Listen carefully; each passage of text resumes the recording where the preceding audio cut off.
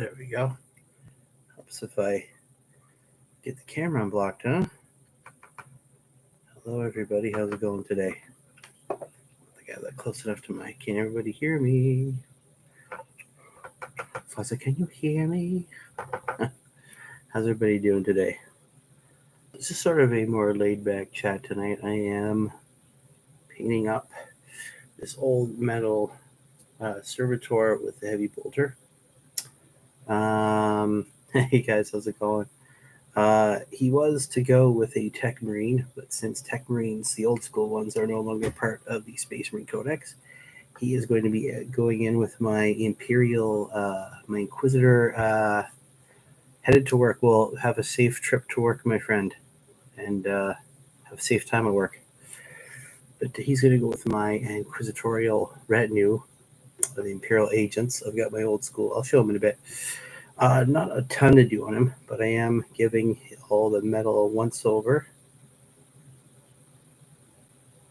with, where did I put it? I literally just had it, Nuln oil, classic Nuln oil, all over the metal to darken it up. Right, and I'm not even going to be too careful with it, just gotta get it on all the metal parts there. First off, try and get that looking good. The chain feed for the heavy bolter here. It all looking nice. Yes, have a safe time at work. Hopefully you have a good day at work. I know how work can be. Sometimes it is crazy. So just kind of get the chain feed and some of the other little accoutrements done here. Make them look all fancy schmancy. Some metal cabling there that goes around them. And around the side here. That's a bit better. I painted this model forever ago. Like I'm talking 4th edition. That's when I think he came out with the big multi-armed. At least you could get him. That was one way of getting him. The other way is buy them on their own. I have another one that's walking around the Power Fist somewhere, though I don't use him anymore. It's with the Tech Marine, the 4-arm Tech Marine there back in the day. I'm just going to get some of this metal up here. I'm really not caring if I get any on the black suit. It really doesn't matter. Actually, if you look carefully, you can see, it's hard to see there, but there's still, I don't know if you can see it all. Yeah, it's hard to see. There's actually still some old flocking on there. I got most of it off. There's still just a tiny bit in there. That was the old flock that I used to use back in the day. Let's go get the rim of these boots, these big clodhopper boots he's got here. It's one thing I don't mind when things suddenly disappear from one code, because there's usually an opportunity to use it somewhere else. And when they had that new kill team come out, that's all the Inquisitorial retinue, something kind of like the Dark Tide stuff, right? But that's not excuse me, rejects running around. This is like a full retinue. So when I added them, I realized, I can still get used to this guy. The hull's not completely done. Unfortunately, a good chunk of the Space Marine stuff I have, it's just going to sit there. I mean, I was able to salvage these scouts because you had to get new models. They're still the same base size, still same basic weaponry. So I'm using my old scouts. Still using old tactical squads. I have a couple of indicators that were Black Templar. I got to repaint them as Ultramarines because I think the Black Templars are pretty much done at this point. So just give that a bit of a wash. The skin, I'm going to do something quick here. Find what I'm looking for. Nope. Gotta find it. Some Seraphim Sepia. This was what we called, laughingly, liquid skill, baby. Because you just throw it on anything and it instantaneously makes it look better. So literally the face, what's left of it, is going to get a little seraphim sepia, as is the arm here and the hand. He's a big strong guy, so he's going to become part of this inquisitorial retinue I've got going on here. These agents, inquisitorial agents, we're going to call them, these big guys helping their inquisitor out. Although I was reading through the rules for them, and it's cool that they're you know, they've got all things, but they're not really battle line, which I found a bit weird. If you look through the trying to get comfy there. If you look through the I'll pull it up here because I'm trying to think about what I'm talking about here. If I pull up, yeah, up here, yeah, they're not battle line at all, which I found very weird. Yeah, infantry, grenades, Imperium retinue, inquisitorial henchmen. There's very few battle line things in here. I think the Vigilant Squad is battle line, and that's the Adeptus Arbites. And yeah, not even the Imperial Navy Breachers are. The Exaction Squad is not. So Navy Breachers aren't battle line. The henchmen aren't. Subductor Squad is not. So it looks like the only battle line troops that they have are your Vigilant Squad. And yeah, they're OC2, which usually what they go. Voidsmen at Arms are. Well, the Voidsmen at Arms are battle line as well. But, so that's really it for them. I mean, obviously you can't even use them in their. I mean, I guess you could, but I don't really have any army rules.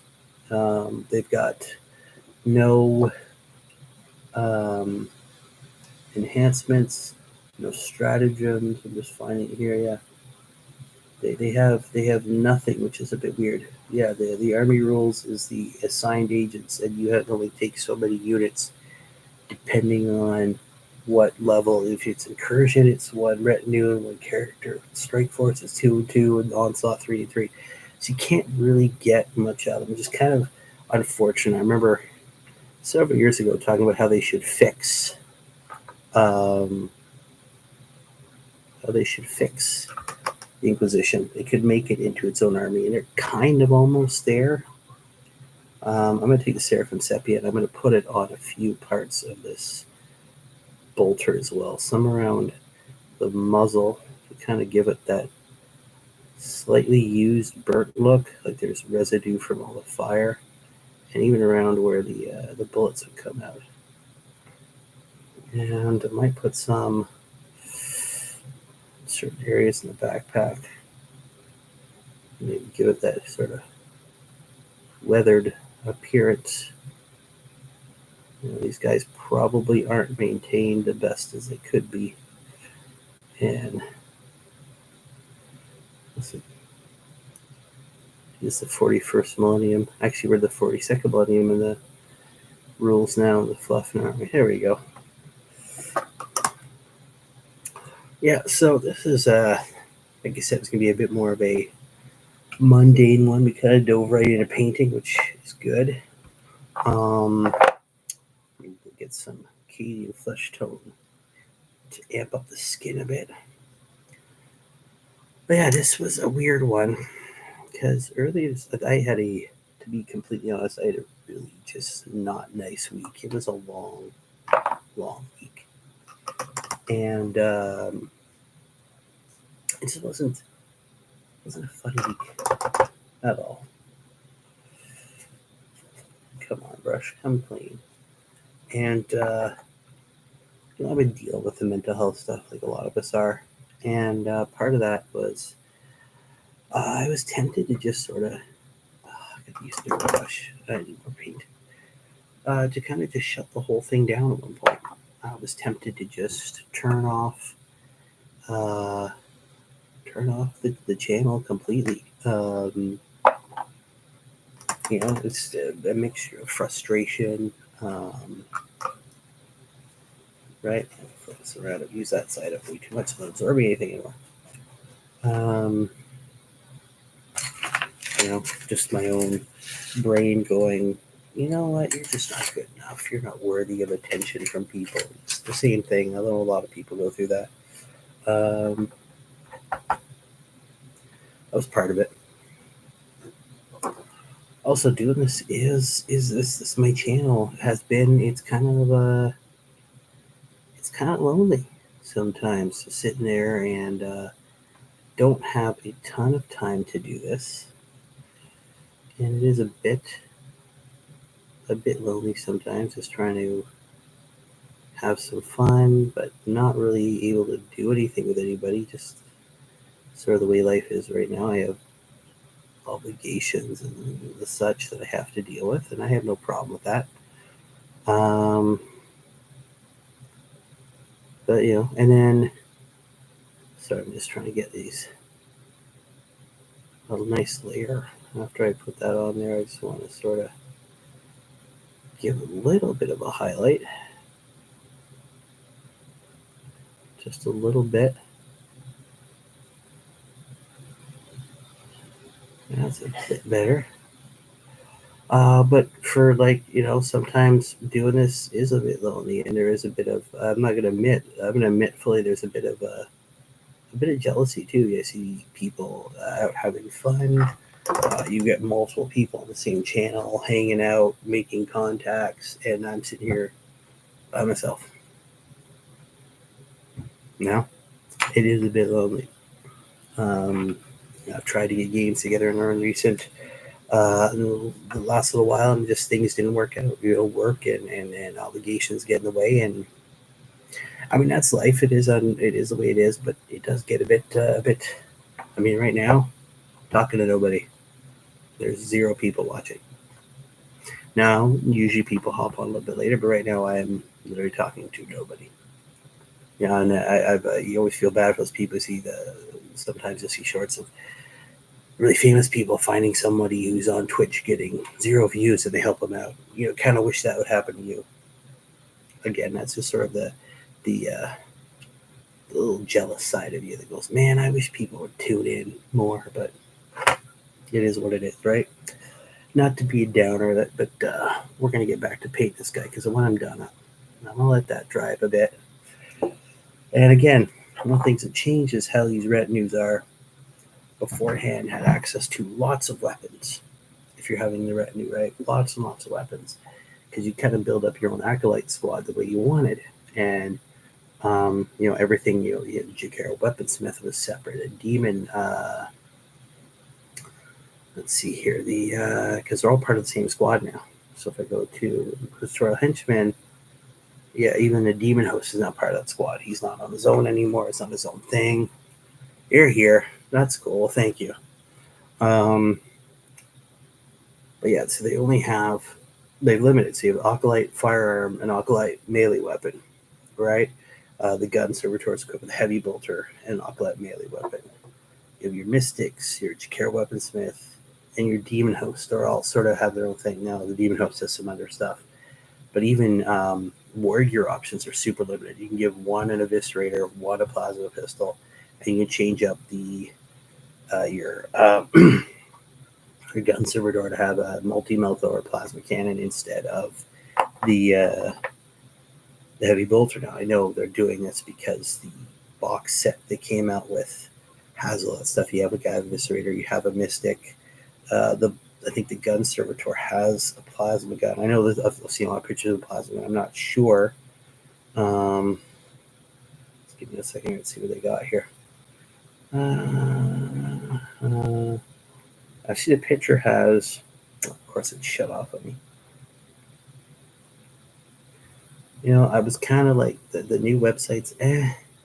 It's okay, but I don't know why they change it so much. But Agents of Imperium.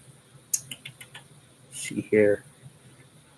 Do want to get Eisenhorn from this. There are you guys. There you go. Inquisitorial Agents kill team. It does have. Oh no, it does look like the options. This one looks like he's a heavy bolter. And then later on, there's another picture of him. Where is it? Yeah, he's got the option of a plasma gun. And you had a bunch of different weapons. I guess you have the flamethrower. Obviously, there's other options for that particular kill team that don't appear.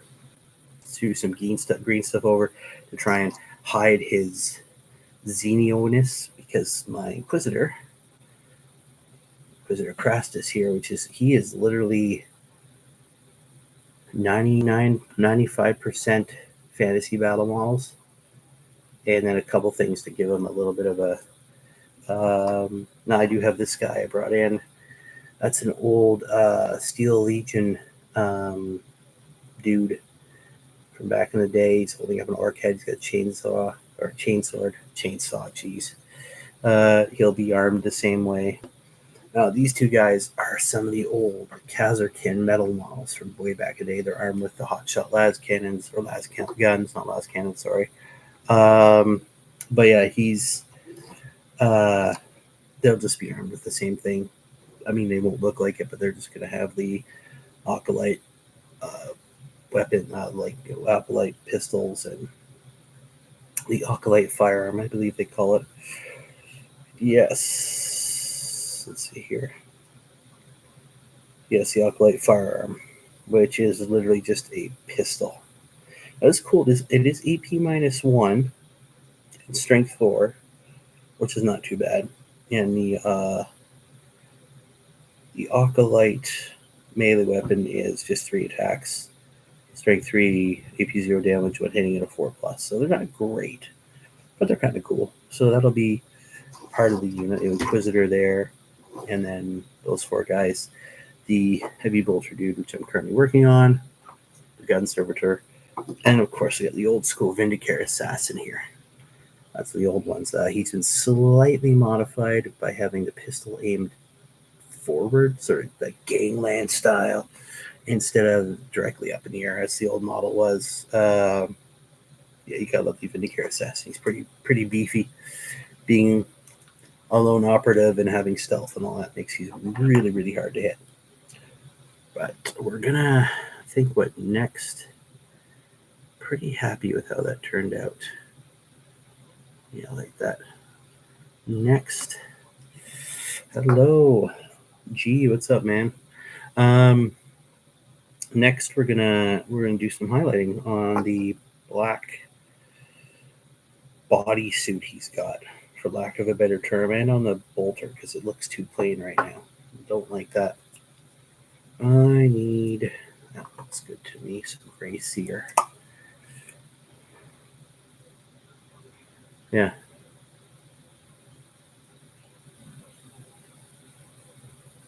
Not too much, just chilling, hiding from the outside. Yeah, don't do that too much, man. Yeah, it's getting colder here. We're now mid-November, and we had a few snowfalls, but it hasn't stayed yet. So eventually, I think we're going to be seeing some snowfall sooner than later, though, that will actually stay on the ground this time, as opposed to just fading away like a lot of other times. But the ground's cold enough that it might actually stay this time. So I'm just going over just hitting some of the lines here. Just want to have this guy pop a bit more. Like I said, I painted this guy a long time ago. And it's time to give him a fresh coat of paint to join a new army. He's no longer going to be serving the Emperor's finest, so to speak. He's going to be serving the Inquisition.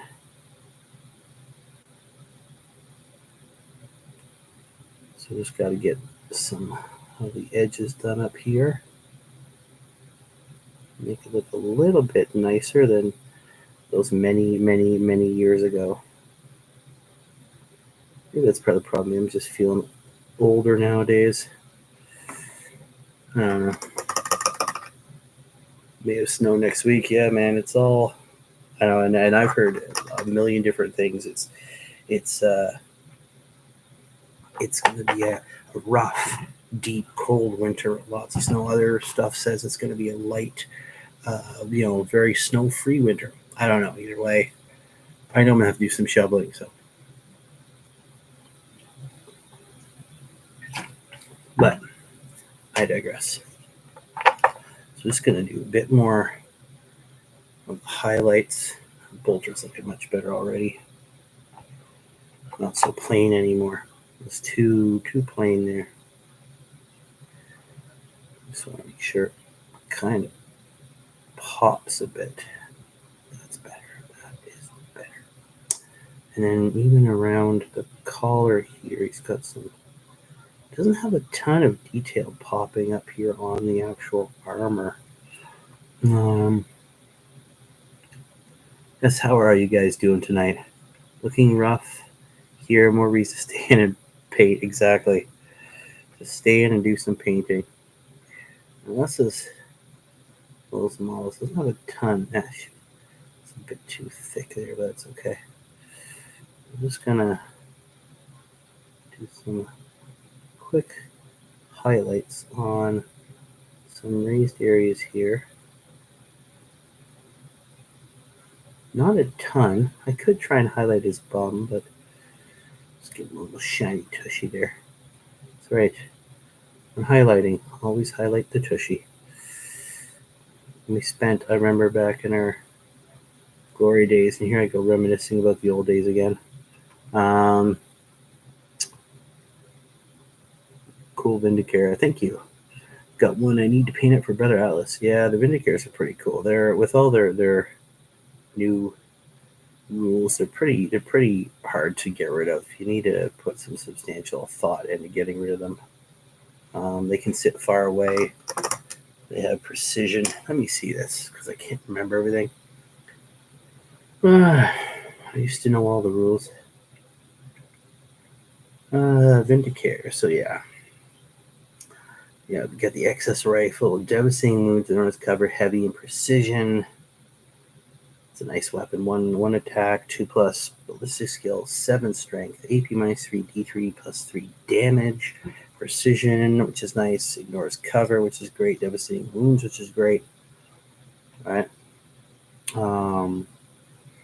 But then we've got the abilities. Get infiltrators, so he can be within 9 inches. Lone operative, so you can't attack him. You can't make him target unless you're 12 inches. And he's got stealth, so it's -1 to an attack roll. And but then you take his weapon, and then you took his abilities. Dead shot. So each time small makes a ranged attack that critically is scored, add 3 to the damage characteristics of that attack. After small is involved with ranged attacks, like one enemy unit that was hit by one or more of those attacks, that unit must take a battle shock test. So if you do get that critical hit on it one shot, not super easy to do. You're not always going to roll that 6. But, then it's D3 +6. It's a D3 +3, so that's pretty nasty. And then you have Shield Breaker, which you do once per battle. One second targets with Maul's excess rifle. If it can fire a Shield Breaker round, if it does so until the end of phase, each time the Maul makes an attack with that weapon, no saving throws can be made against that attack. So that's pretty nice.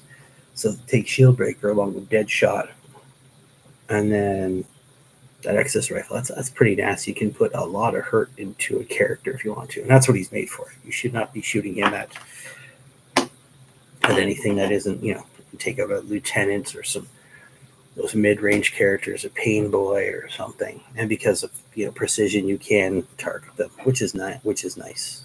That's what you want. All right, this guy is looking halfway decent. Just gonna try and one of the things you can do, especially with black, because black is one of those weird colors. There we go. That's something better. I like that. God, this guy's heavy. It's been weird. I've been working with so many plastic models recently. You pick up those little metal ones, and you can just kind of feel the density of them. All right, so what else can I do to this guy? He's gotten, you know what I'm going to do? I'm going to break up that silver a bit, and I'm going to use, do I have any tin bits left? No, I do not. I'm going to throw that out. Shame, I like tin bits. But I'm going to use that retributor armor just a little bit, because I can, just a little bit of retributor.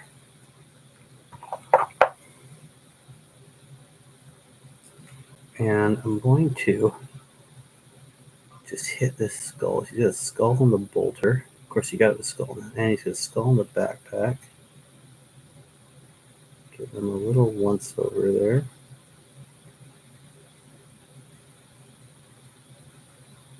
Come on. But yeah, so it was to go back to it. It was a rough week, and at one point I was pretty much determined to just sort of stop doing this because just frustrated. You know what I mean? Just didn't want to do it anymore. I mean, I still do, but part of me is like, nah. You know. All right, so I don't know if you can see that. It's hard to see, but I have there's a little one right here and one in the backpack, just some skulls. Paint them gold to kind of break up the sort of the monotony of the model that way, which is nice. Let that dry up, and then we take a little Agrex or shade afterwards. We're going to put that on the skull to darken up. Vindicar even, yes. I'm going to put that, and then we'll get a little silver just on the skulls to highlight them just ever so slightly. I'm a little bit OCD when it comes to little details. I always have to do them. I can't just not do them. But yes, the Vindicar. He's pretty cool. The other thing into this guy is that is not the actual end to the X's rifle. That is one that I took off a sniper rifle, a sniper rifle, a snipper whiffle, and I glued it on there because it just looked cooler than the other one. So yeah, I'm still going through some of the rules for these Imperial agents. The Inquisitors are a bit different now. Again, like a lot of things, their choices have been sort of pared down in 10th edition, so they don't have all the same options, which is kind of cool, but also at the same time kind of annoying because you have that fantastic mod that they're still selling there on the website. Who knows? Maybe that might disappear. I think we're going to see lots of stuff disappear and get redone as the codexes come out. I know we've seen a few models, Necron codex. We've seen some stuff disappear. We've obviously got new models. We got a new Orican model. So lots of stuff like that's changed. And apparently they're losing some stuff. Who knows? But I think we're going to see things change. I hopefully in the fullness of time we'll see an Inquisitor codex again. I think they need one. I think there's enough options for them to do that, especially when you've got the Arbites and or Arbites. Don't like that one, and all this other cool stuff going around. I think it's high time we saw some. What was I going to say there? But yeah, so for the Inquisitors, using the free app here, so it's not that bad. The Inquisitor, yeah, they got this awesome model of one of the Ordo Hereticus ones. He's got the big power sword. He's got the big puritanical hat on, but he's got a flame. He's got that Infernus pistol type thing. It's gone now. Doesn't even. New Light Lords. Yes, the new Night Lords kill team looks fantastic. I like it. There's all those new reveals. Obviously, this was really cool stuff, but the Night Lords one was cool. I like it. I like the fact that they've sort of toned down the helmets. I mean, that was the big joke back in the day. Night Lords, the old Night Lord models, had sort of an upgrade kit, right? You got heads, you got shoulder pads, you got some weapons, but they had massive, and they painted them all red. These massive bat wings coming up, and you could hide them, and you could see the tip of their bat wings right off the end. It was the joke's like, shh, shh, we're being stealthy. Shh, we're being stealthy. Shh, shh, shh. Right? Of course, like we can see your helmets, guys. We can, right? So like how they've toned that down, but there's the skin on there. There's yeah, very terrifying as it should be. They're Night Lords, terrifying looking unit. I like it a lot. Hopefully that, and I hope to see them get a unit in the new Space Marine Codex when it comes out. Or what I'm kind of, I mean, obviously they're not going to, get obviously the chapter thing sort of done, or the Legion thing sort of done. The Night Lord or the Death Guard have their book. The World Youths have the book. Thousand Sons have their book. I'm assuming at some point the Emperor's Children are going to get a book. Who knows? I'd like to see some Emperor's Children stuff instead of them just sort of being like, "Hey, look, here's your Noise Marines," and that's it. I'd like to see them stretched out a bit more. But obviously, I'd like to see the Night Lords get something. Or I think probably what they'll do is you'll have, like they did with the Space Marine Codex, you'll have these different detachments based on a um, particular sort of non-aligned um, uh,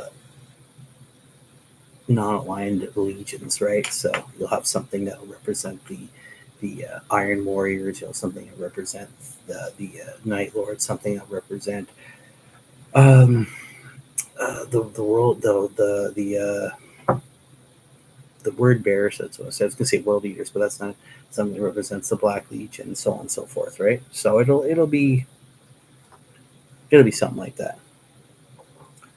But I'd like to see them. I really want it, but I also want Aelgo King turn into Dorman Heresy Demon Principal. Yeah, that would be kind of cool. The Dornians, you Dornians, and your bad people, bad people. No, you're not. The Dornian here. If you don't know, the Dornian heresy is that is sort of the massive what if, so that all the current, obviously the ones that the legions that were loyal and the legions that went bad, switch places. So instead of Horus going bad, Dorn went bad, and everything switched, right? So Horus and Angron and Magnus and Mortarion all stayed good, but then the Lion and Russ, Dorn, Gulliman all went bad. So it's a big switch, but it kind of works because everybody has their the other side to their coin in terms of who they're supposed to their matchup is against, right? So it's not too big of a stretch for it to happen. Where did that silver go? I need that silver. Where are you, silver? There it is. It's just some chainmail Raptor Terror Squads. Yeah, I wouldn't mind. So again, some extra units here and there. Who knows? We'll see. We'll see what happens. Obviously, there's lots to come out, and these kill teams are cool ways of sort of getting yourself into a new army.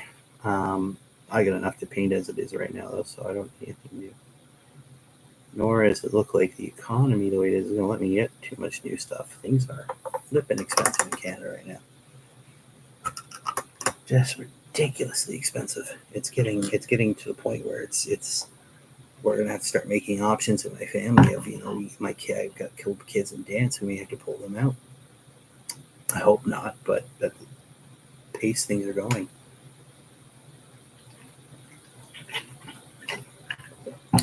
But I digress. But yeah, so that's kind of it's where my head's at right now. I was on the verge even today. I was talking to Wolf Brother and Mythos there about it, and I was really close to just saying, screw this and shut everything down, shut the whole channel down, just walk away from it, because it's, I don't know, something I'm struggling with, something probably I'll struggle with. Well, it wasn't enough to paint, especially with 3D printer. It makes options. Yeah, well, again, unfortunately, that costs money. In Canada, there's tax and everything. Everything's so much bloody more expensive for I don't know what reason. But yeah, I definitely want to. I wouldn't mind getting a 3D printer, but I'd have to get a really good one because I've seen what the sort of average ones do, and it's not good enough. All right, so we've got We've got some more stuff on the metal. It's looking better. We get some highlights on the gold. The skin's done better. What I might try doing, because I'm a masochist and I can't just let things go. I need something else. I got red on everything. It's sort of a unifying color. That's not something to talk about. He's got a little bit of red here and on his visor, right?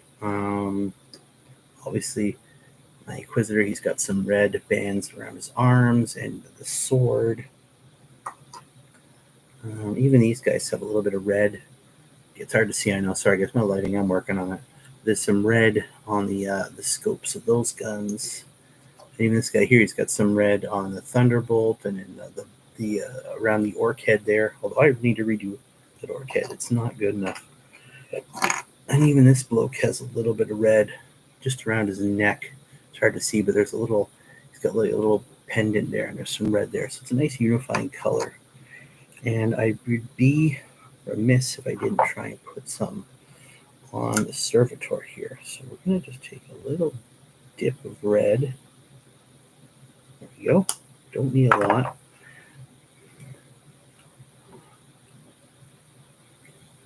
Just let's smuggle the whole family to Texas. Oh, man. So we're going to take a little bit of red. And he's got the faces is mostly metal. This half is all metal. He's got a big chunk of metal across his mouth, obviously, to shut him up. But he's also got some ocular stuff on his left eye. So what I'm going to do is I'm just going to put a little dollop of red in there. That's it. There you go. A little dollop of red in there. Let that dry up. And then we're going to take, that was Mephiston red, and then we're going to take a little bit of the Eilson Scarlet. Even smaller amount. And that way he's got a little bit of red on him. Help him kind of stand out a bit. Just a tiny bit of red.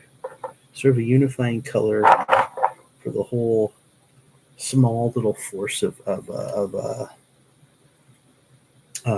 inquisitorial agents here. I definitely wouldn't mind building, and this is why I think they should make inquisitorial agents their own codexes, because I wouldn't mind seeing someone build a Adeptus Arbites army. Right? It's been done before. People have done it before. Just using, I think I saw someone use it back in the day. They used veterans with shotguns. They sort of built up around that. Lots of veterans. This is back in the old Guard Codex. You had veterans. Everybody armed with shotguns. Just the way everything was done was to make it seem like it wasn't just Guard. It was, it meant limiting certain things, which this list is already limited enough. There's no vehicles whatsoever. But then I remember even Bell Lost Souls back in the day. I know I hate mentioning them too, but they used to be cooler back in the day. They would come up with their own lists, their own campaigns, the whole shebang, and they had an Adeptus Arbites list. And it was a cool list, and lots of cool stuff in there. But yeah. There we go. Don't need a lot, because I'm literally just trying to pinpoint it. Dead center of this eyeball. There we go. Nice little ocular thing there. And there we go. Get some red on him, because that's what we want. I've also been reminiscing a lot lately. There's been actually talked for the first time to my old store manager. It's been a while. He's completely out of the hobby now.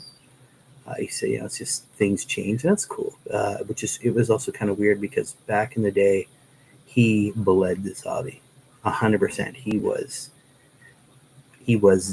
like, wow. He just, it was crazy.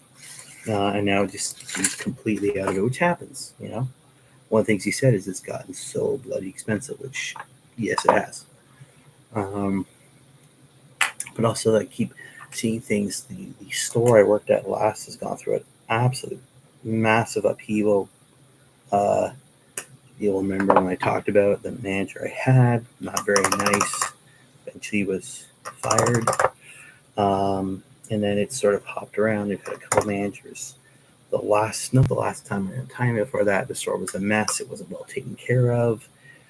They had someone come in an interim, and the store looks fantastic now. Everything's set up properly. The tables are set up for games, for intro games. Everything looks like it should. It's a nice, proper storefront now. But now they even have a new manager. I haven't met this new manager yet. Hopefully, sometime in the near future, I'll be able to. It's actually the store. The Facebook page is up and running again. So there's it just makes me. Every time I see it, I'm brought back to when I worked there, and my time there is definitely done. I don't work for Games Workshop ever again, but it doesn't make me reminisce, and I think gets me in my head a bit, which is why I sort of get all meh from time to time. So now we are putting using the technical Astro Granite to do the basing. I need to rebase this guy to make him look like the rest of the models in basing terms. Don't really care that there's extra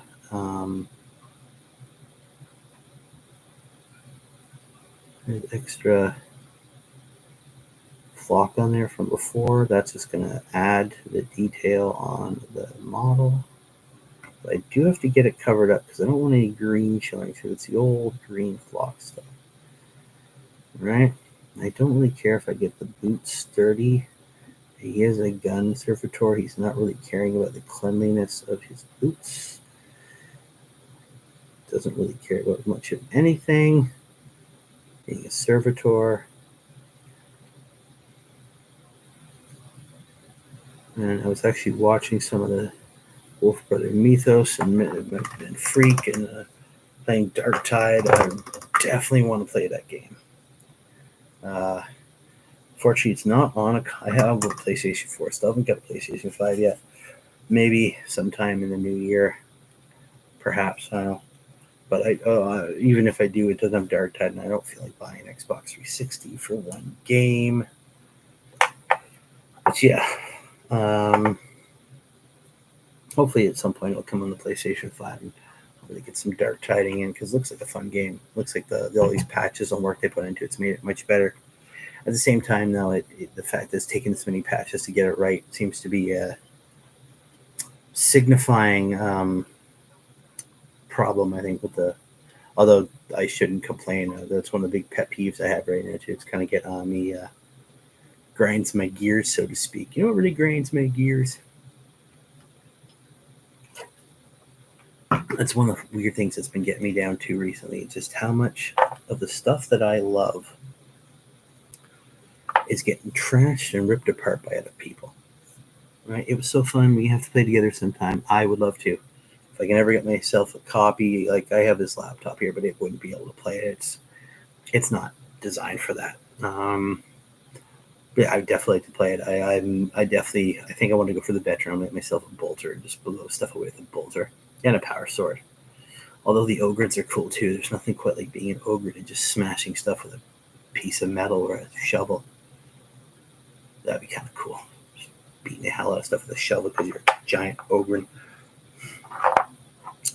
But it's kind of annoying. It's a bit of piss off. All the stuff that people are supposedly fans of, and it doesn't matter the fandom, and it really gets on my nerves, is that you have all these people who are, they say, oh, I'm a huge fan, I'm a huge fan of that, and then they spend all their time just pooping all over everything they say they love. The big one is Disney with Marvel. I'm a huge Marvel fan.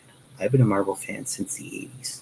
I'm an OG Marvel fan. Okay, maybe not OG because Marvel's been around since like the 60s, slightly before that. But I mean, I consider OG before 2008 when Robert Downey Jr. took over as Iron Man, right? And blew us all away with that performance. But I've been loving it since the 80s, and I loved all the movies. I even rewatched Ghost Rider, the Nicolas Cage Ghost Rider. And it's campy, it's over the top, but it's still a freaking fun movie. Like, who doesn't like to see Nicolas Cage freak out and become the Spirit of Vengeance? I like it.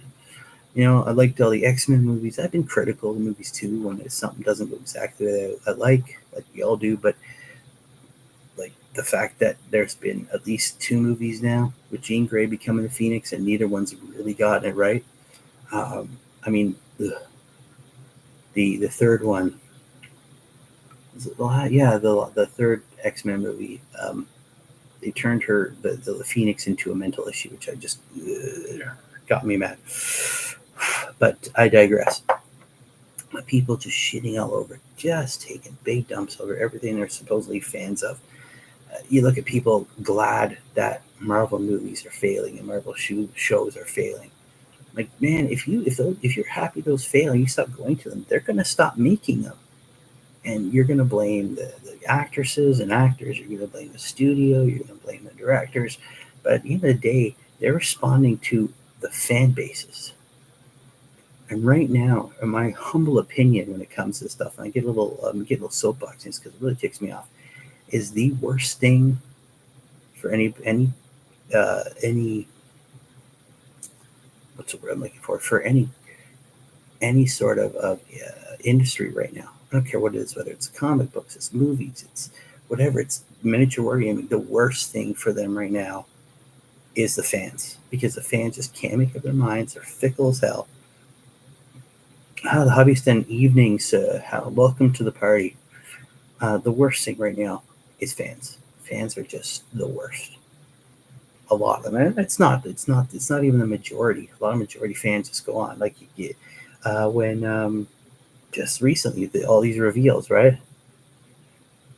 I'm sore, but yes, fans are toxic. Yeah. You look at the big reveals.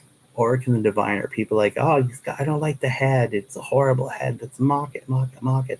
People are still bent out of shape over the Adeptus Mechanicus sniper character that came out with the stilts.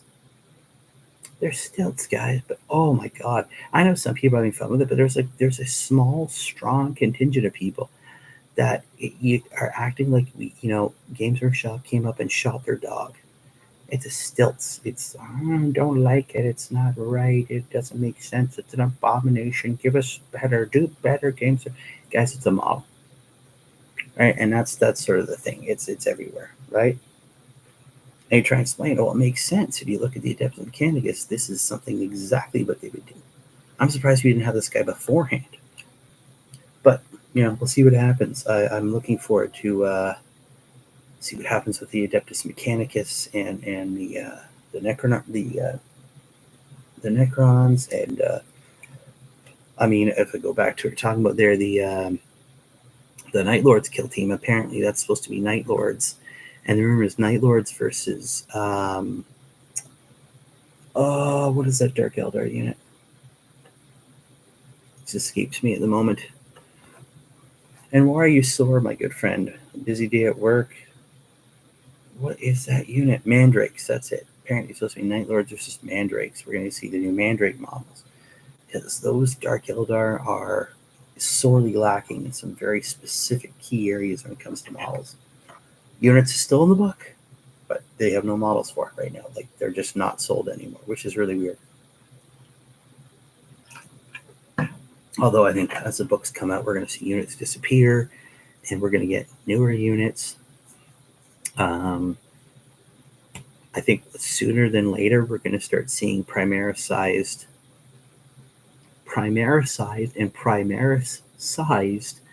Chaos Space Marines. I think that's definitely going to be a thing. We're going to see, although it really doesn't make much of a difference for Chaos Space Marines. They upsized them a while ago. They're actually bigger. When they upsized the Chaos Marines, the Havocs and the new Legionnaires, they're bigger than Tactical Marines. They size them up significantly, so they're about the same size as the Primaris Marines. So it doesn't really matter in the long run, I don't think. But yeah, so we're just waiting for this guy to dry. I'm just waiting for that to dry up, and I can do some dry brushing, and then we'll paint the trim black to match the rest of the forces. And then we'll go from there. I mean, I'm just... this is sort of like a palette cleanser to get my head back into just painting something. It's simple. It's easy. There's nothing crazy about it. We're just adding a few little details in here. We're just making the black bodysuit pop a little bit more. Get some stuff in in tiny little areas to sort of give some semblance of shading. I actually love Ghost Rider and the X-Men movies, maybe except the third one, but otherwise they're great. There were some great parts in the third movie.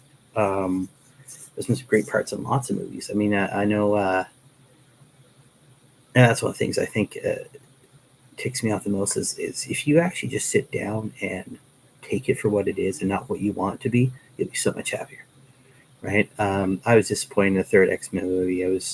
I have not even seen the third of the newer X-Men movies. I looked at it and went, I just said, I don't want to see that. That's horrible.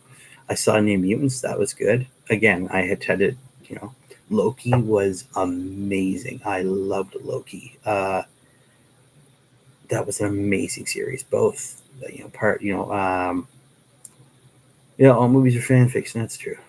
But Loki was awesome. The fact that he became, they've even said he's a god of stories. Now, if you don't know what that means, because that was a big thing in the comic books, they had and it doesn't follow the same theme. There's no TVA in that series. I still don't think there was, but not to this extent. But there was a series, Loki, where he becomes a god of stories. Loki decides that, and they talked about it in season 1, that Lokis are meant to lose. They're meant to do that, right? But in the comic books, the god of stories, he basically became the most powerful being in the Marvel universe, any Marvel universe. He became a hero, and in it he went beyond the Celestials. He went beyond the cosmic powers of Marvel universe. He went to the gods that are above everything else and said, "I can rewrite your stories." God Stories of Secret Avenger. Now the other thing is they had a multiversal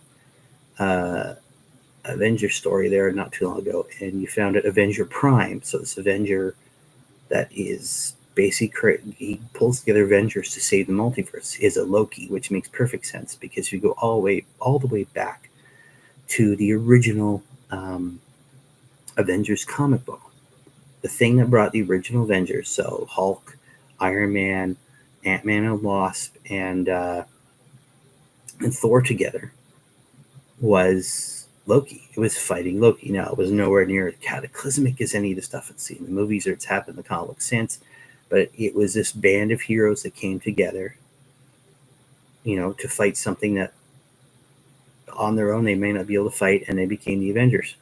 And that was it, right? And now the Hulk would leave, I think, 1 or 2 episodes or issues later, and in the 4th issue of Avengers, that's where they brought Captain America back.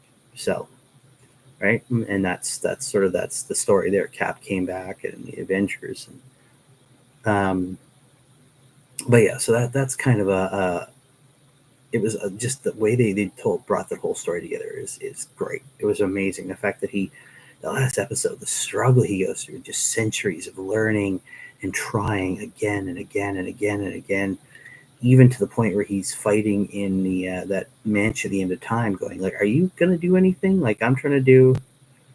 Yeah, Avengers had a hell of a ride. Yeah, they have. The Avengers. The Avengers comic books for the most part have been amazing. There's been ups and downs like any other thing. I loved Avengers Just Assembled was insane. The fact the Avengers basically ripped apart. New Avengers was great because you saw people who you would never have thought would be Avengers all of a sudden were. They brought back Sentry and all those cool characters. I'm hoping when the Thunderbolts comes out, I know they're got yeah, Loki's pretty cool. Loki comic book or movie's always been my favorite. Yeah, Loki's pretty cool character, and they've done a lot with him over the years. I don't know. My main go-to back in the day were X-Men and Wolverine. I was always a big Wolverine fan. Of course, I've had lots of Spider-Man and all the other stuff too, Hulk, and yeah, no, Loki's been pretty cool. Like I said, I was a big X-Men fan over the years. I went through lots of cool stuff, which has also been cool because I've seen lots of stuff that's happened in the movies. I go, oh yeah, I know where they got that from. I know where they got the idea from. The Apocalypse movie was good, but not great. Apocalypse is such an important character to the grand scheme of Marvel, and I don't know. Wolverine Omega Red arc. Yeah, that was good. They've done a number of those. There's been a whole bunch of Omega Red stories over the years. Even now, they've had him come back. They're intrinsically tied. A lot of those characters. You have Wolverine, Sabretooth, Omega Red, Mastodon, Maverick, and some of these characters showed up in the Wolverine X-Men Origins Wolverine movie. Some of them didn't. Even Deadpool. Basically, and they've expanded since. Wolverine was Weapon X or Weapon 10. There's other weapons before and after him. His clone daughter, Laura Kinney, was X-23, so still part of the Weapon X program, but the 23rd rendition of it. And they've even tied that back to Captain America, where Captain America was Weapon Zero, which makes sense. I want to see a House of M story. Yeah, that is one that's going to be a long time. If they ever decide to do a House of M story, which is a wonderful story, devastating, but wonderful story, it's going to require a lot of build-up. Because you got to get all the people in the right place, and that's a big one. And of course, you have the main thing that they'd have to bring back is Scarlet Witch, because she is a crux. Avengers just assembled, then into House of M, and then Decimation is all based around Scarlet Witch. Adult X-23 is so hot. Man, Mythos, dude. So you guys missed out. See, back in the 90s, for us old people, back in the 90s, which is, of course, only 30 years ago. He's not wrong. No. But back in the 90s, man, you guys missed out. Like everybody, I don't care if it was Image Comics, DC, Marvel, they all did swimsuit comic books, right? So you got all the hot babes in bikinis drawn by the best artists. Of course, this is the 90s. So women were shaped something like that, right? So, oh, those were the days, man. Those were the days. I have a lot of those. White Queen. There's a funny one. The White Queen is married to Tony Stark right now. That's right. Tony and White Queen are married. Don't ask me why. Just go with it. There were a beautiful lady at X-23 cosplay on the con last week. So gorgeous. God, Mythos. Calm down, Mythos. Down, boy, down. Yeah, Image. Image Comics and I have a weird history because I love some of the stuff that came in Image Comics. We're the writers in LSD. Okay. Sorry, just get something. For those of you who don't know about Image comic books, I'm going to be a little bit of a historian here again. So Image Comics was created by a whole bunch of some of the biggest artists in comic bookdom back then. The problem they had with things like DC and Marvel is that a lot of the time when you created something, it instantaneously became property of that publisher.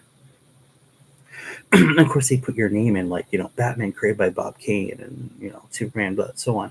But it was their thing, right? And there are people like Todd McFarlane, Youngblood and Ultraforce, Rob Liefeld, a whole bunch of people said, no, I want to come up with my own stuff. And I want to... Wildcats was Image. It's actually part of DC now, strangely enough. I know it's weird. But they decide we're going to create our own stuff. We're going to do our own thing. Like Rob Liefeld came up with things like Cable and Deadpool and huge characters, but then they were property of Marvel. So they came up with their own stuff. They created their own comic book company, Image, and then you have Todd McFarlane creating Spawn, which is still running. And yeah, they were good. Wildcats was a good one. But you basically created Grifter. I mean, Grifter's been in Suicide Squad, stuff like that, right? So he's part of DC now, which is weird. But, Todd McFarlane created Spawn, which is an amazing comic book.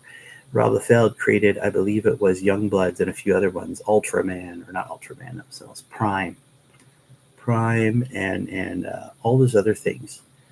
And they were far more graphic, they were far more action oriented. And in the 90s, it was all about extreme, right? It was all about as extreme as you go, and Image took it even further.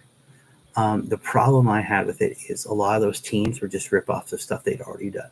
Pitt was good. The Max was really good. The Max was a nice one. Savage Dragon was another cool one. That was a nice one. But again, they were all just rip-offs for the most part. Youngbloods was just X-Men. Well, actually, no, sorry. Youngbloods is more like Avengers, but it had characters in it that were basically Wolverine rip-offs, Iron Man rip-offs, Hawkeye rip-offs. There was a bunch of other ones there. Wildcats was basically just X-Men. Gen 13 was another weird one. Again, that was just sort of like X-Men, right? Yeah, exactly. A lot of them were just sort of rip-offs, which is kind of annoying. And then you had Prime, which is basically just Superman, but far more violent, right? And that was the thing. They were just really, really violent, which, again, isn't really a problem as the 90s, but they had no problem showing intestines blowing out. It was, again, not a big deal. Really, like, it was the 90s. We're kind of used to it. Everything was, again, extreme. But a lot of them were just absolute full-on rip-offs of stuff they'd already created because they couldn't get their creations back. That was good. Although years later, at one point, Marvel canceled the Cable series and canceled Deadpool and came out with Soldier X and Agent X because at one point Rob Liefeld won some sort of thing against him. They want to pay him royalties. They worked it out, and then Cable and Deadpool came back. Spawn is one of the few that, I get the Batman reference, but he was actually one of the ones that was actually far more original.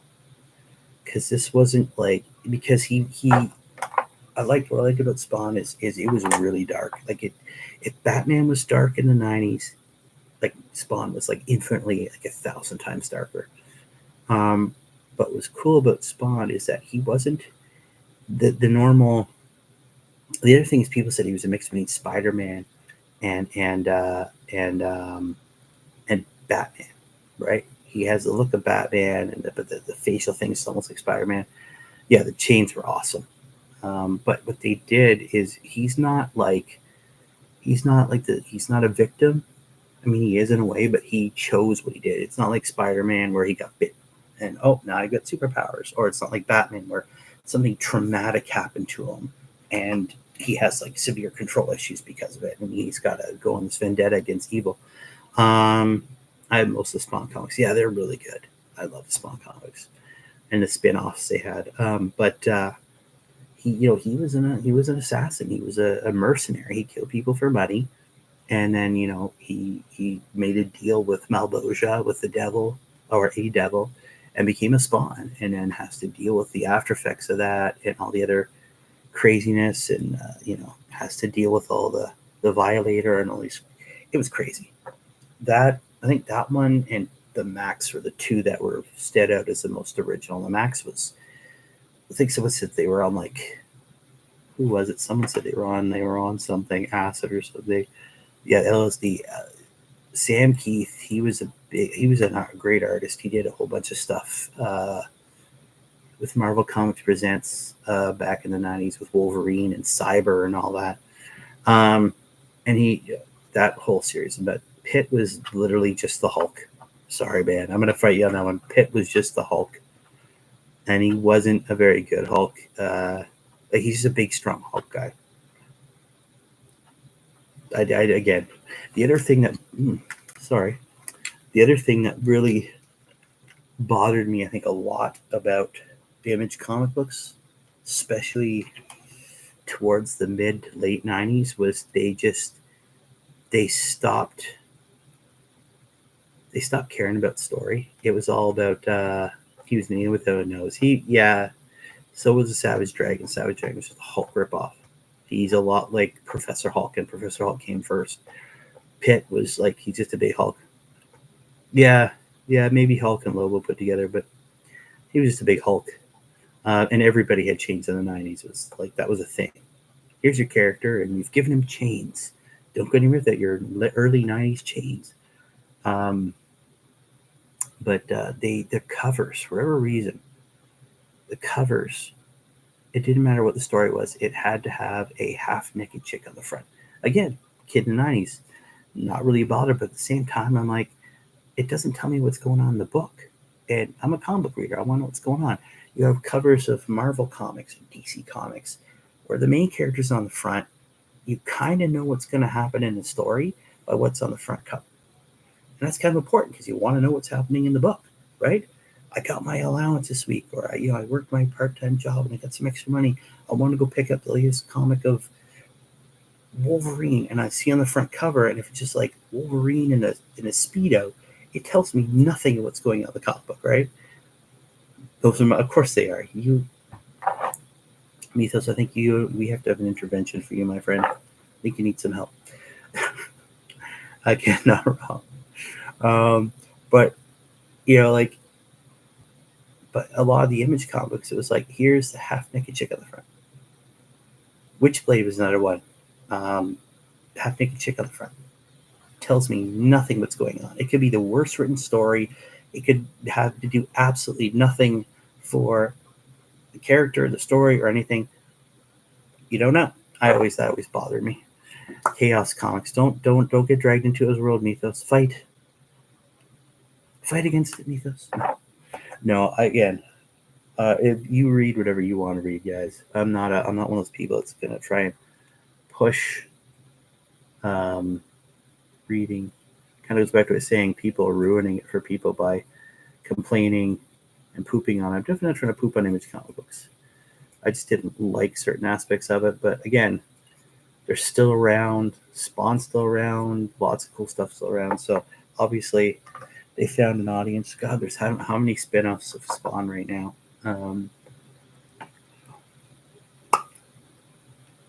Right. There's a whole bunch of stuff. Trade and maintenance track 1. I have no idea what you mean by that. Right now, I'm just dry brushing the base up a bit because I want to look snazzy. That's pretty good. It matches the rest of them rather well. These guys could use a little bit of a touch up here and there. That's a bit better. All right. And then we'll paint the trim black. Yeah. It's okay to not like something, if you're not saying crapping on what I feel like something else. Yeah. Again, read whatever you want to read, enjoy what you want to read, but don't try and root for the rest of us. Right? I mean, again, like I said, I've always been a Marvel guy. And every time, there's been so many times I said, oh man, I love Marvel. And then people go, let's run with DC.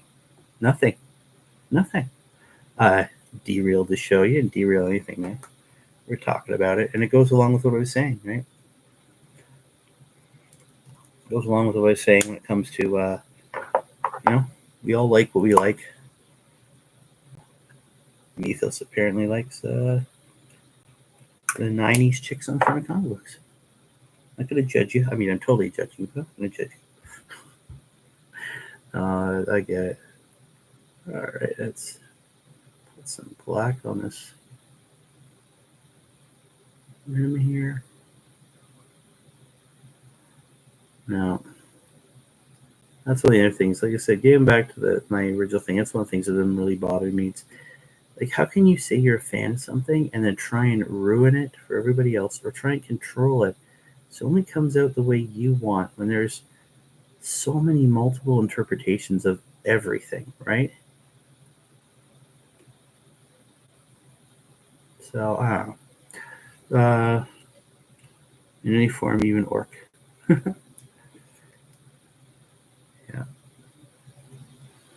So I'm just going to get this paste painted up black here. I think that's good. Clean off the edges a bit.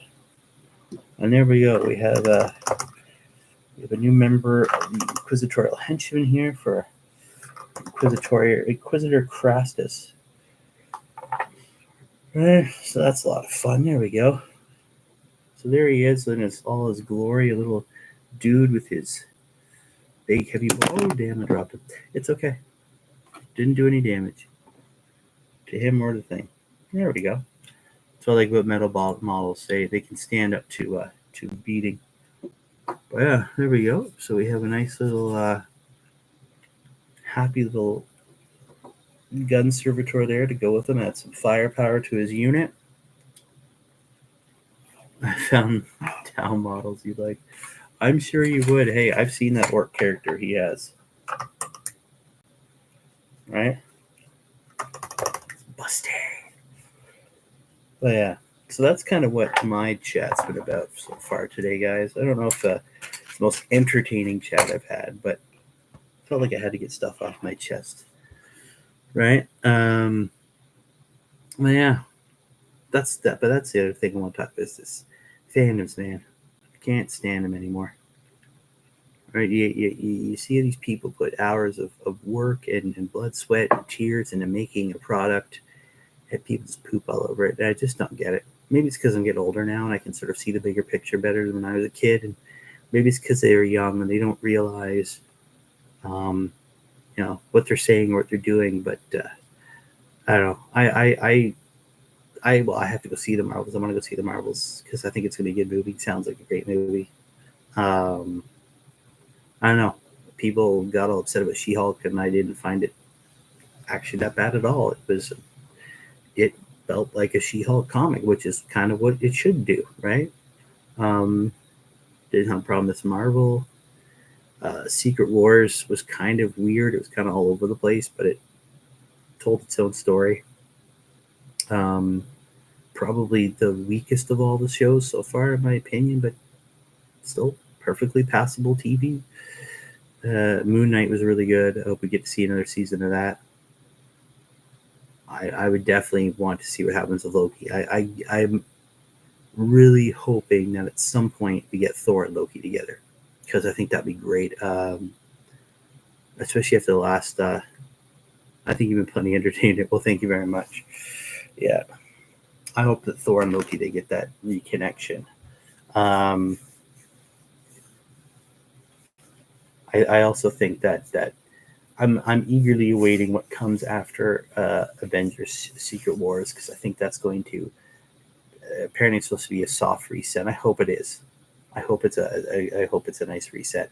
Again, I've talked to some people like, why do they why do they have to reset? Well, because in the comic books the characters are essentially immortal.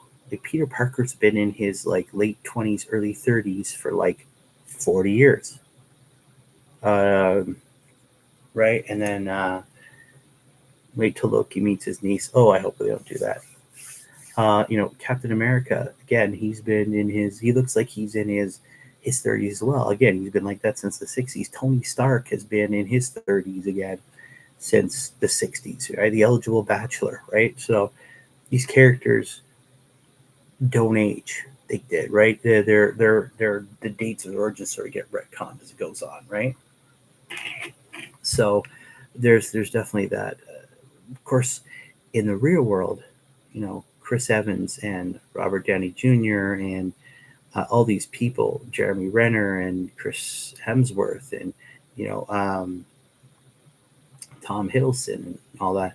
These guys age. They're not immortal. They age, and so they eventually, if you want Iron Man to come back, if you want to see Captain America again, if you want to see these characters, eventually you're going to have to switch out actors, right? I think that's probably one of the best points of things like Batman and Superman, that they've been able to find younger actors to play the roles, and they've all done a really good job. But I think even someone like Hugh Jackman, who's been playing Wolverine. Again, he's playing Wolverine in Deadpool 3. He'll be playing Wolverine. He's been playing Wolverine since 2000 now, something like that. It's been a long time. When did X-Men come out? I think X-Men came around 2000 at some point. Can't remember, but it's been a long time since those movies came out. Maybe before 2000. I can't remember, or just before. I think it was year 2000.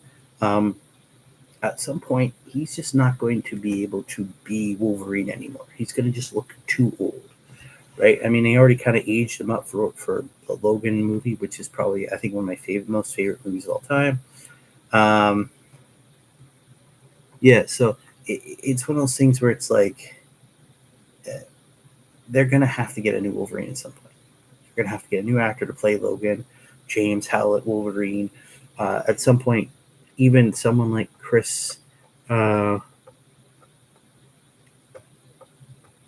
yeah, I mean, you look what they had to do with Brent Spiner and Data. He just was getting too old. Again, at one point, the ageless android is going to have the actor's going to have to age. I like the fact that they gave him a new body that looks older. It's been designed to age and be different. It's like a next evolution of Data, which makes him more human than ever. But yeah, at some point, there's only so far they can go. I like the fact that they aged up people like Worf, because Klingons live a lot longer than humans do. But again, it's one of those things where it's these actors can only play these roles for so long, and it gets to a point where it's like, okay, it's just not believable anymore, right? And I think that's what they're gonna have to do for the movies. I think in the end they'll probably bring back people like Captain America, like Chris Evans, Captain America, Robert Downey Jr.'s Iron Man. But I think coming out of Secret Wars, there's going to be new people playing them. It's going to have to. I mean, Robert Downey Jr., in my opinion, was Tony Stark. He was. He just the if you see him in interviews, you see him. He just played himself. He just walked on set, said the lines as he would say them, and it flowed right into what Tony Stark's like. So I think that was great. It's kind of like Ryan Reynolds in Deadpool. Yeah, you can put the suit on him, his red body condom, as he calls it, but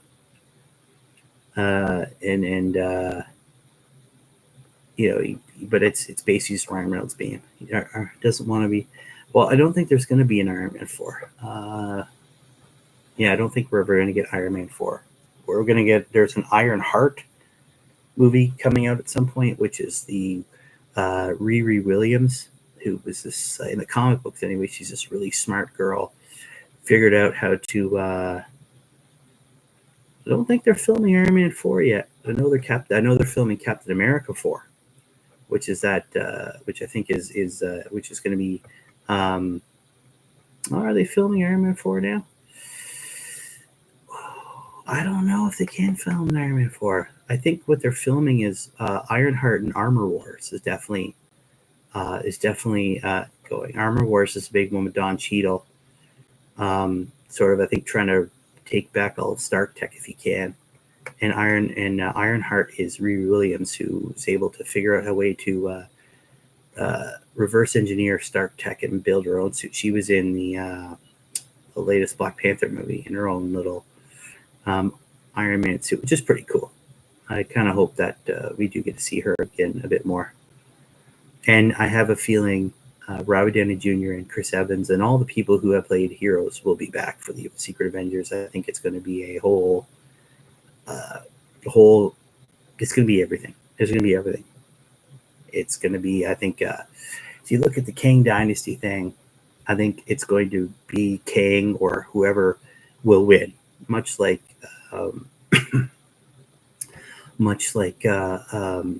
Thanos did at the end of Infinity War. He got what he wanted, right? The end of Kang Dynasty will probably be Kang winning, and then the Secret Wars, depending on how they want to play it. Because again, you gotta realize there's been a couple different Secret Wars over the years. There's Secret Wars, which is the Beyonders, which are cosmic. The Beyonder, which is this big cosmic guy, basically taking all these heroes and all these villains and putting them on a battle world fight. And then there was the Secret Wars 2, and then we just had several years ago now we had Secret Wars, which is kind of what they're doing now with these incursions. Boom, boom.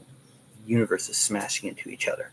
And eventually it all breaks down, and at the very heart of it is Doctor Doom. Now, I know a lot of people want Doctor Doom to come in. They want him to be a big bad villain. There's all these rumors about Kang's out, Doom's in. Who knows? There's a lot of guessing and over whatever.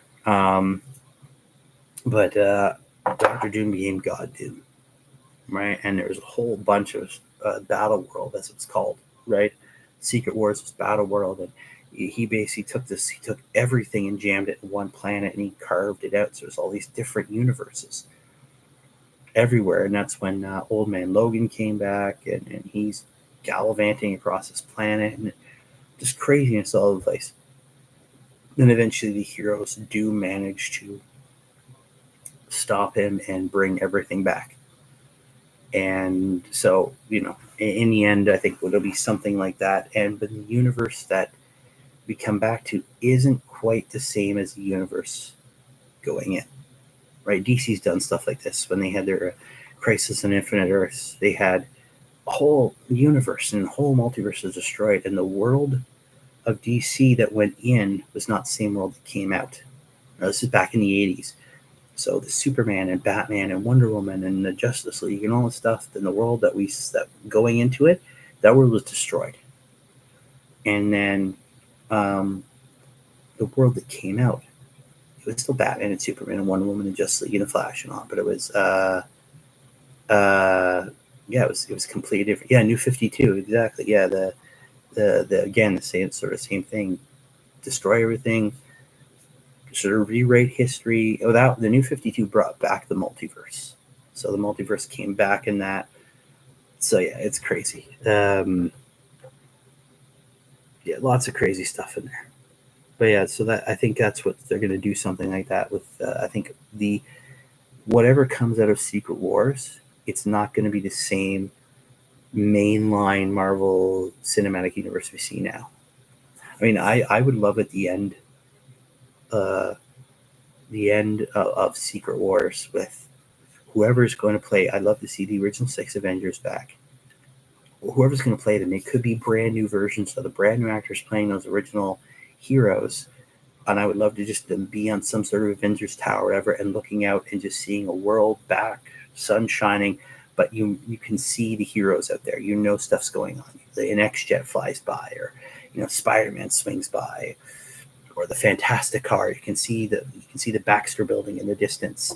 I would love them to end it like that. Give it a real ending. Obviously, more is going to come after, but give it an ending of their heroes are out there. This is a world filled with them, and go, right?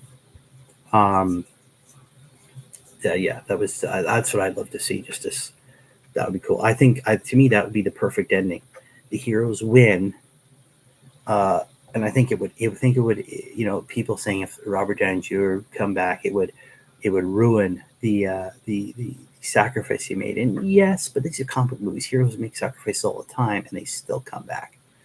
I'd love to see them sort of like all be there and be like, okay, well, we're going to go into this, and there's a good chance that we go in, and none of us come out, but we have to go in anyways, right? Just like in Endgame, they said, whatever it takes, right up to the end, do whatever it takes to win.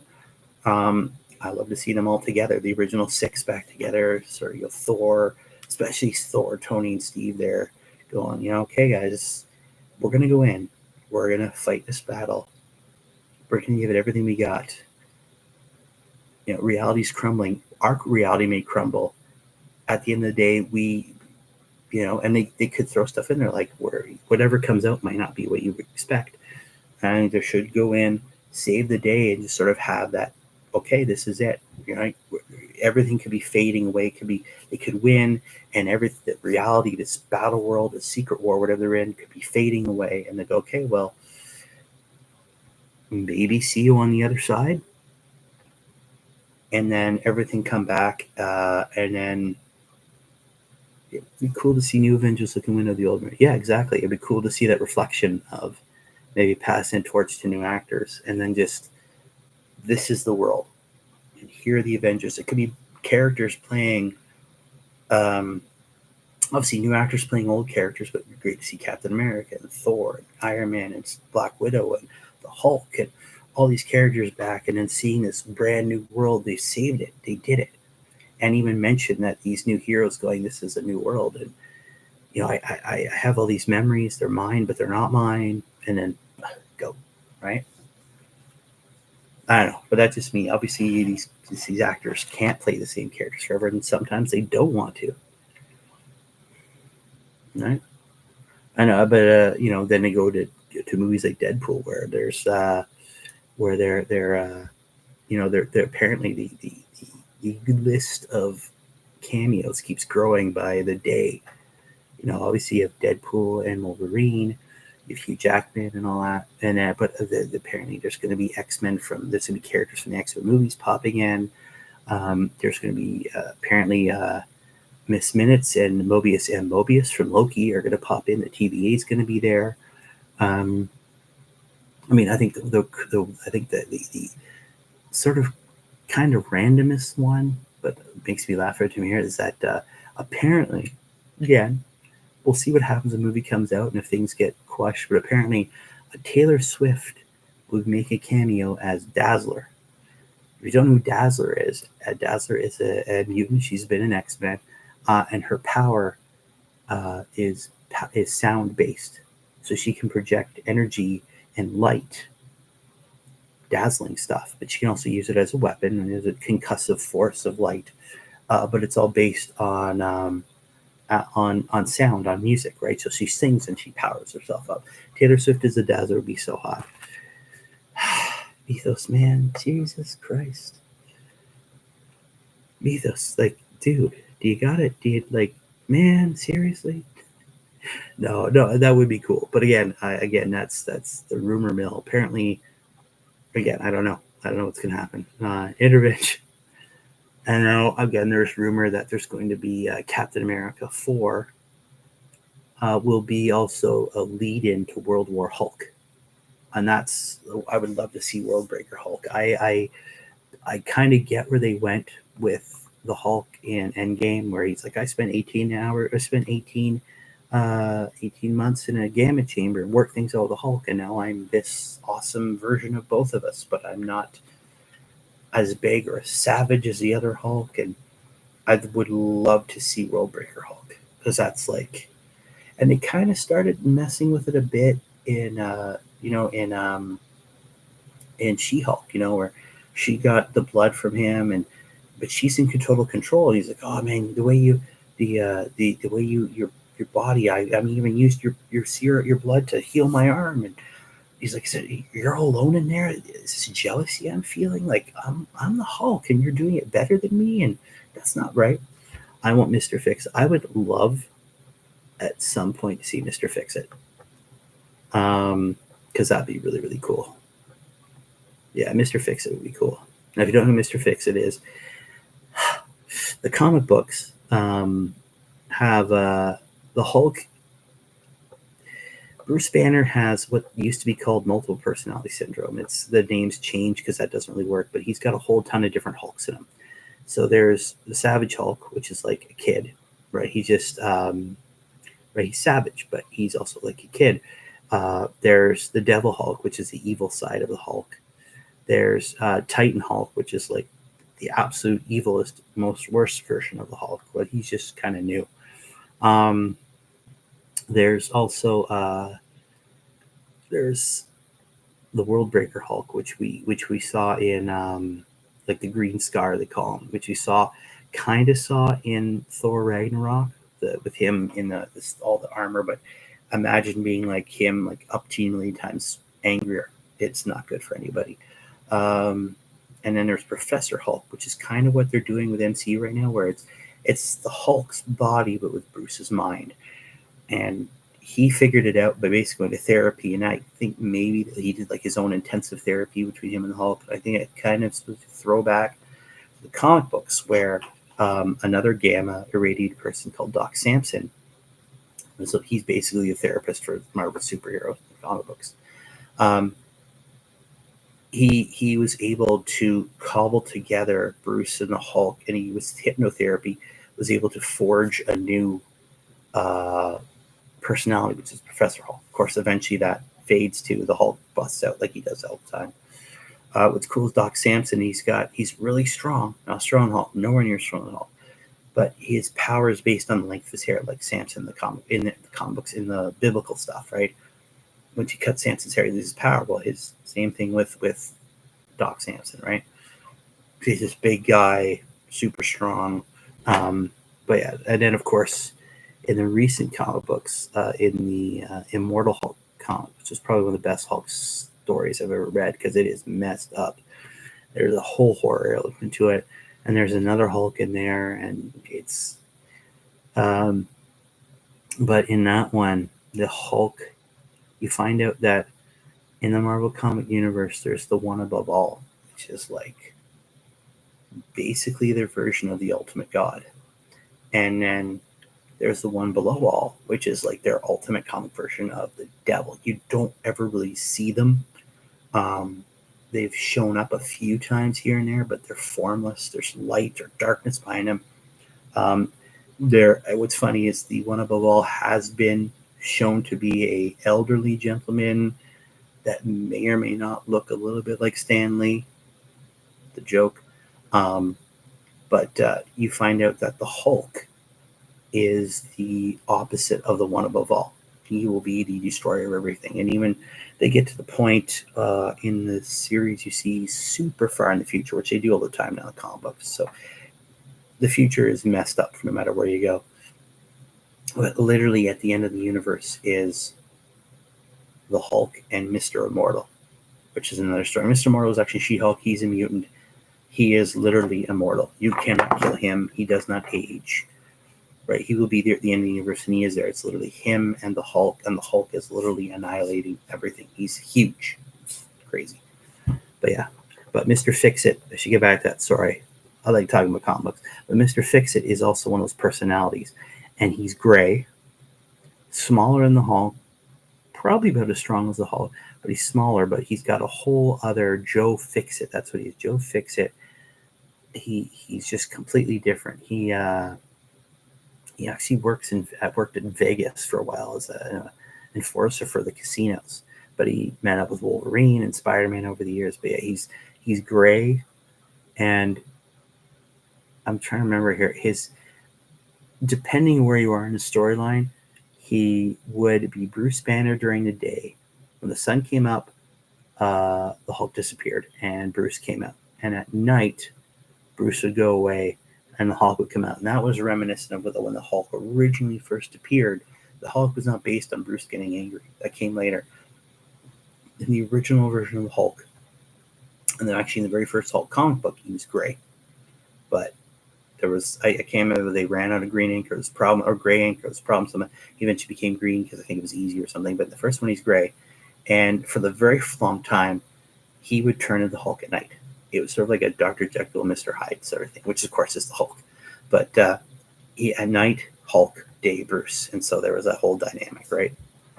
But man, yeah, I wouldn't mind Mr. Fix. I wouldn't mind seeing Mr. Fix. That'd be really cool if they threw that as a cameo. The Hulk and Wolverine. Everyone's waiting for that. I kind of hope that we get one at some point. I'd love to see Hulk versus Wolverine. That'd be awesome. I think that'd be great. That'd be the best. But I digress. So, back to my models, though. So here we got our little Inquisitor there. I like this one because it was a little bit of a study in being able to build a model. I've kind of done this before. My Ulthway Eldari army is Kit Bash. It's 95% High Elf army, just taking bits from different units and mashing them together to make some cool units. But this guy is, I believe he's the legs, arm, and the legs and the arms are from Old Empire Militiamen, which will be probably coming back again, the old world stuff. The torso is from a character. Well, I say character. I think it's the armor from a Empire captain of some sort. The head is from the Flagellant box set. This backpack is from the White Wolf Knights. Back in the day, you could build your knights with lances and a shield, or you could throw on the White Wolf cloak because you could have different knights from different realms in the Empire, different states, and maybe armed with two-handed hammers, right? So that's that. The only thing that isn't is there's a little holster there. I can't know if you see it. You can see the outline right there. That's a pistol holster from Marine backpack. Marine set, and he's got a little backpack, a little satchel here, which is actually from Chaos Space Marine. And then that was it. That became an Inquisitor. White Wolf Knights ruled. They did indeed. I'm hoping we'll see them back in the old world. I'm kind of excited. I have some Empire downstairs. I'd have to get the bigger bases. I'd have some old Empire downstairs. I wouldn't mind doing a quick slapdash paint job on and getting it back out there. Again, Kit Bash, this guy, he's a Empire. He's a Warhammer Fantasy Gore. I think it's a Gore. They were the bigger ones. There, and the arms are orc arms, right? You got a slugga and a pipe there. There's definitely orc arms, and then like I said, some green stuff over top to sort of hide his alienness, because he's right. I sort of envisioned with this Inquisitor. I call him Inquisitor Crastus as a radical Inquisitor of the Order of Xenos, right? One that has no problem using Xenos allies or Xenos tech in his pursuit of destroying. And it's a classical theme in 40K where you have people who've been around a long time sort of realizing that the rules that everybody tells them don't work, and you kind of got to do something else. And the younger ones, well, I guess the theme in life too, following blindly. We saw it was in the Uriel Ventris books, where he does things that are against the Codex Astartes, and he gets in trouble for it. It was in the first Space Marine game. Captain Titus, there, gets in trouble because his newly minted tactical Marine rats him out to the Inquisition because, it's like, you're not following the Codex Astartes to the letter. And he's like, it's kind of a guide, guys. Even Caligar says it's kind of a guide now. It's a guide. It's a good guide, but it's just a guide.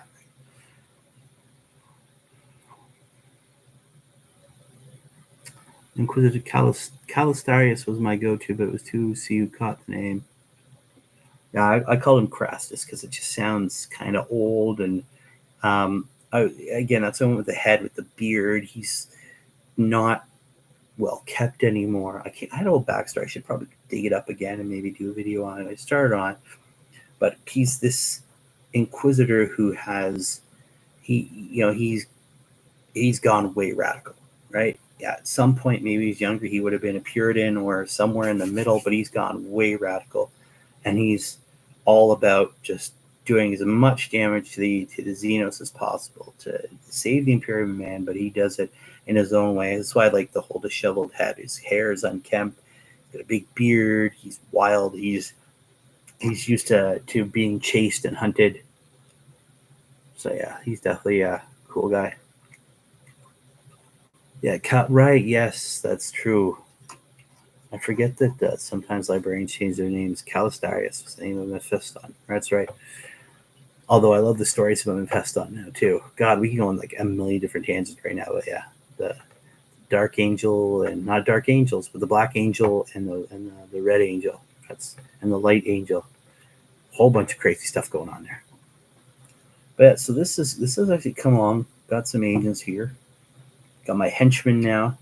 I had one that had a plasma gun, because in the last edition you could do that. You give them plasma guns, but unfortunately that is not an option anymore. So I've removed him entirely. This is kind of what I'm glad I have the gun servitor kind of pick up the slack. He was sort of in the last edition they were just guards and las guns. He had the chain sword, and I think I went with what did I go with in that? I went with needle pistols because they wounded on 2+. So again, I kind of went with the whole fact they're using Xenos tech. Well, that's gone now. Let's see, they just have their normal pistols, their firearms now. But I got the guy with the chainsword there. He's holding up an orc head, so that makes sense. The other guys just, they are armed with hotshot las guns, but that's obviously not a thing anymore. And then the heavy bolter guy, which I believe has sustained hits. Is that a thing on all heavy bolters? You think I'd know this stuff, but Inquisitorial Henchman. Let's see, abilities, no. Range weapons, yeah, heavy bolter, sustained hits 1. Now I gotta check out my Space Marine list, because I have a whole squad of heavy bolters in there. Let's see here. Range weapons. Heavy bolter. Yeah, just sustained hits one. Cool. All right. That's cool. Just, I guess the sheer amount of firepower you're firing out with a heavy bolter. Do they? I know they have a. I know the bolter in Dark Tide. Maybe you can answer this for me, Mythos. They have the bolter in Dark Tide. Do they have a heavy bolter at all? Or like, because I know I've seen some big caliber guns. I think that's just on the Ogrins, and I think there's some sort of auto cannon or something big that these guys can carry around. I'm not sure though. But yeah, no, that's sort of my chat for tonight. I just I want to talk about how I felt about stuff, which was nice. Right, get that out there. It's definitely. I think we all go through hard times, and I'm kind of going through one right now. Lots of different things bothering me at the moment, which I think is something I definitely need to work on because there's a lot of stuff that really shouldn't be bothering me, but it's Ripper guns. Okay, I have Ripper guns on the Ogre. I know they have Ripper guns, but I know I've seen bigger ones. They've got like it almost looks like twin linked autocannons. I know the Ripper gun's its own thing. The Ripper gun's what they normally have. Well, or they can normally get along with that. Well, thank you very much, my friend. I know I've seen bigger guns, but again, I haven't played the game. The bigger one is a heavy. Okay, heavy stubber. Thank you. That's it. Heavy stubber. Cool. Yeah, heavy stubber's pretty cool. I don't know. I think I'm. Have you guys heard any rumors about like they're a new class? I know you've got the veteran, you got the psyker, you got the zealot, and the ogrin, and they have their own abilities, obviously. But is there going to be like a fifth class? I don't know. I know they've been mentioning it. I've heard some rumors along with this whole carnival thing that just came out. I've been watching that stuff because it's pretty cool. I gotta say, like, the games may not always be the best when they come with 40K games, but the atmosphere, people nail it every single time.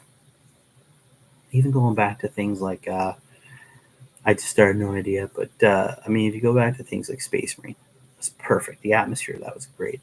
Even and then hell, even Fire Warrior back in like 2000 and God, it was like 2004 or something like that.